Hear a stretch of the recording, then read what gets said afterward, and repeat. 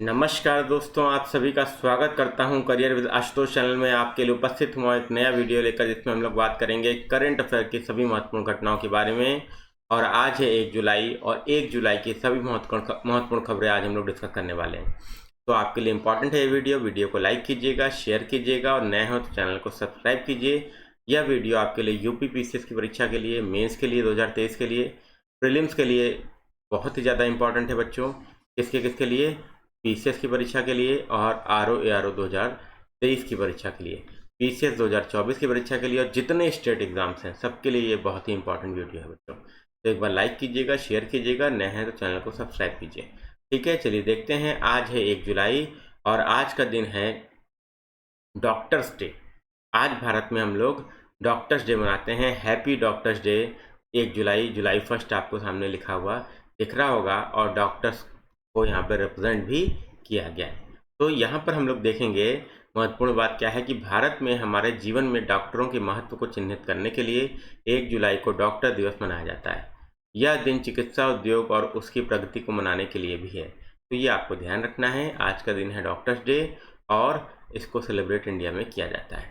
ठीक है, चलिए अब आज का पहला क्वेश्चन ये रहा आपके सामने। आप सभी को बताना है कि 1 लाख करोड़ रुपए का बाजार पूंजीकरण हासिल करने वाली पहली भारतीय एयरलाइन कंपनी कौन बनी है?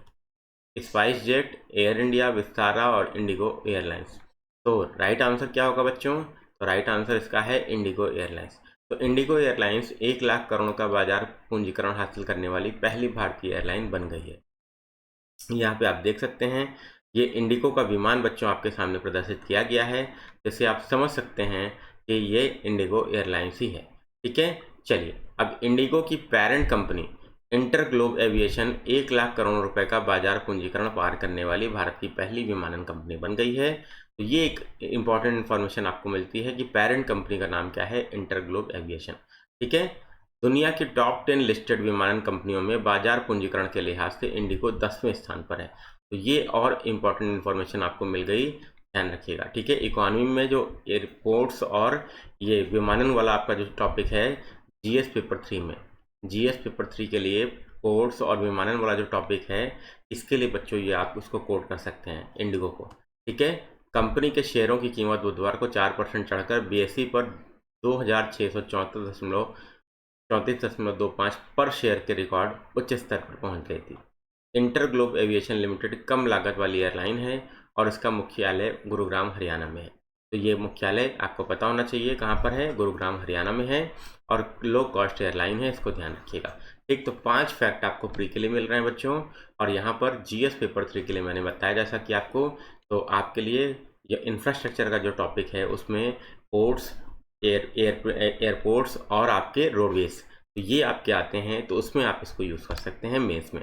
तो पेपर 3 के लिए बच्चों मेंस के लिए अलग कॉपी बनानी है और प्री के लिए अलग कॉपी बनानी है। प्री वाले में 5 फैक्ट नोट कीजिएगा, मेंस वाले में ये फैक्ट नोट करिएगा कि इंडिगो की पेरेंट एयरलाइंस इंटरग्लोब एविएशन को 1 लाख करोड़ रुपए का बाजार पूंजीकरण मिला है और वह पहली विमानन कंपनी बन गई है। तो ये आप अपने क्वेश्चन में यूज़ कर सकते हैं, क्वेश्चन की स्टार्टिंग में।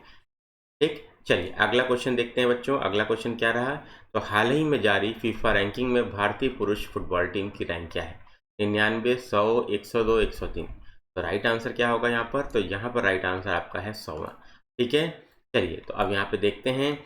भारतीय पुरुष फुटबॉल टीम ताज़ा फीफा रैंकिंग में एक स्थान चढ़कर 100वें स्थान पर पहुंच गई है। तो कितने स्थान चढ़ी है बच्चों? तो केवल एक स्थान। पिछले 5 सालों में पहला मौका है जब भारत टॉप 100 में जगह बनाने में कामयाब हुआ है। तो ये आपके लिए इंपॉर्टेंट अचीवमेंट है कि 5 साल में पहली बार ऐसा हुआ है। भारत की रैंकिंग में यह सुधार टीम के हालिया प्रदर्शन को देखते हुए आया है।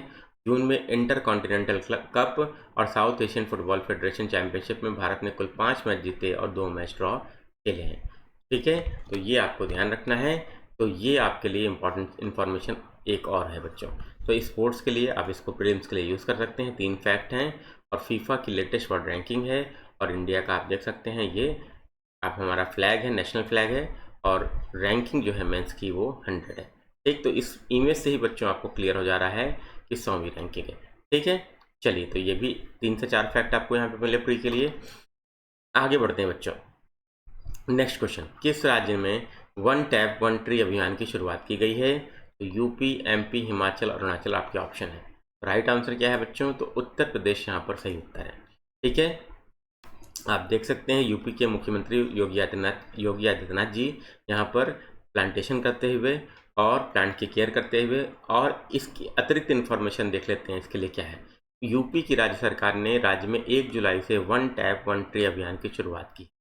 इस अभियान के तहत राज्य के ग्रामीण क्षेत्रों में प्रत्येक नए नल कनेक्शन के साथ मुफ्त पौधे वितरित किए जाएंगे। तो ये आपके लिए बहुत इंपॉर्टेंट बात है, मतलब प्रत्येक नए नल कनेक्शन के साथ मुफ्त पौधे भी दिए जाएंगे। इस अभियान के शुरू होने के एक सप्ताह के भीतर 5 लाख से अधिक पौधे वितरित किए जाएंगे। तो 5 लाख से अधिक पौधे एक हफ्ता में ही वितरित किए जाएंगे, डिस्ट्रीब्यूट किए जाएंगे। ये एक इम्पॉर्टेंट बात है। यह अभियान का उद्देश्य ग्रामीण क्षेत्रों में पीने योग्य नल का पानी सुनिश्चित करते हुए हरित क्षेत्र को बढ़ावा देना है। तो बेसिकली आप समझिए यहाँ पे 2 से 3 फैक्ट मिल रहा है। स्कीम कब शुरू हो रही है बच्चों, ये भी आपके लिए इंपॉर्टेंट है, और यूपी की सरकार ने शुरू की है, तो ये भी ध्यान रखिए। अब यहाँ पर 5 फैक्ट तो आपको किसके लिए मिले बच्चों? प्री के लिए मिले, आरओ और पीसीएस के लिए। ठीक, अब मेंस के लिए बच्चों कैसे इंपॉर्टेंट है ये?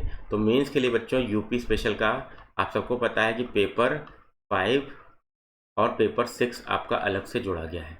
ठीक, तो उसमें आप इसको यूज़ कर सकते हैं गवर्नमेंट स्कीम्स में।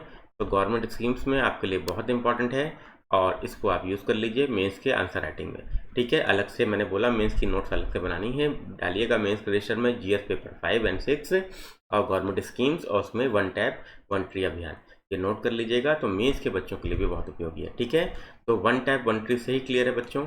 वन टैप मतलब पानी के लिए नल, और वन ट्री मतलब पौधा। तो नाम से ही क्लियर है बच्चों, पानी भी मुहैया कराना और हरित क्षेत्र को भी बढ़ावा देना, ये इसका उद्देश्य है।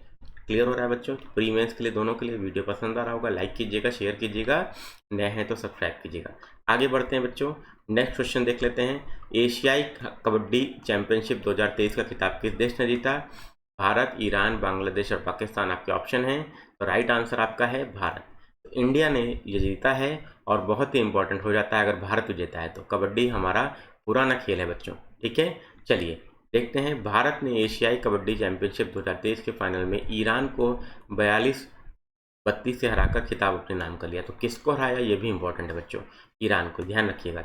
एशियाई कबड्डी चैंपियनशिप का आयोजन दक्षिण कोरिया के बुसान में किया गया था। तो आयोजन कहाँ किया गया, ये भी आपके लिए इंपॉर्टेंट है, पूछा जाता है। मल्टीपल स्टेटमेंट वाला क्वेश्चन आएगा बच्चों पीसीएस आरओ में, उसमें तीनों फैक्ट होंगे। एशियाई कबड्डी चैंपियनशिप किसको हराकर किसने जीता?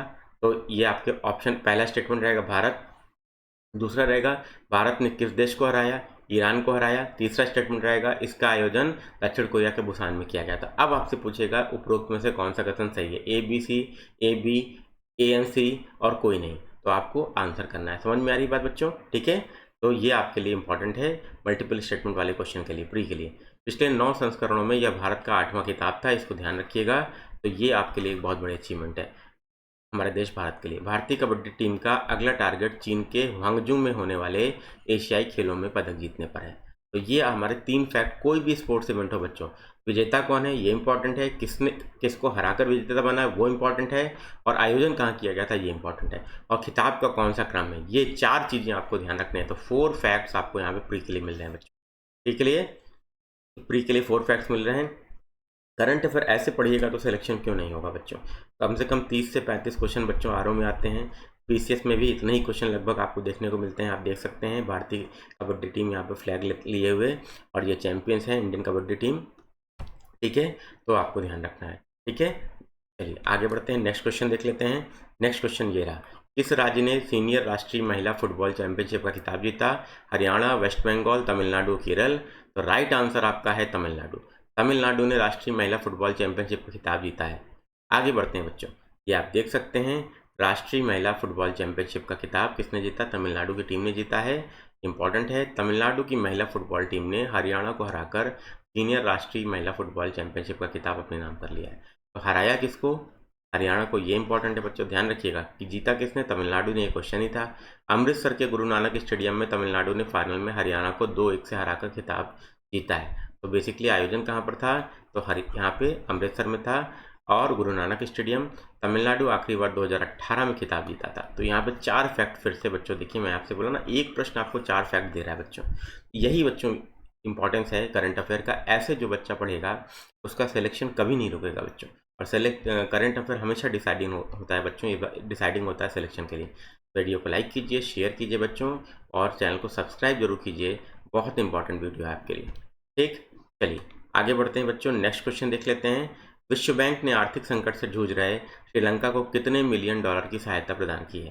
कितने मिलियन अमेरिकी डॉलर की सहायता प्रदान की है? तो 700 मिलियन, 800, 900 और 1000। तो राइट आंसर है यहाँ पे 700 मिलियन। बहुत इंपॉर्टेंट न्यूज़ है बच्चों, मोस्ट इंपॉर्टेंट न्यूज़ है, ध्यान रखिएगा। श्रीलंका और बांग्लादेश दोनों आर्थिक संकट से गुजर रहे हैं। ठीक है, अब देखते हैं यहाँ पे। आप देखिए इस मैप से ही आपको क्लियर हो जा रहा है ये वर्ल्ड बैंक और श्रीलंका की। वर्ल्ड बैंक ने क्या किया है, श्रीलंका को सहायता दी है। अब अगर इसमें हम क्या करें, इसी मैप में 700 मिलियन लिख दें तो आपको कुछ पढ़ने की भी जरूरत नहीं है, आपको अपने आप क्लियर हो जाएगा कि 700 मिलियन की सहायता दी गई। दी है ना बच्चों? सभी लोग बताइए।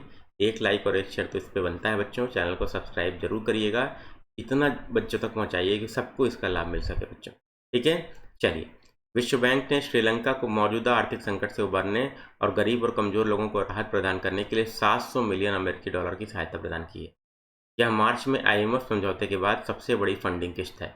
तो मार्च में बच्चों आईएमएफ से भी समझौता हुआ था, इस बात को ध्यान रखिएगा, ये भी इंपॉर्टेंट है। श्रीलंका इस समय अपने इतिहास के सबसे बड़े आर्थिक संकट से जूझ रहा है।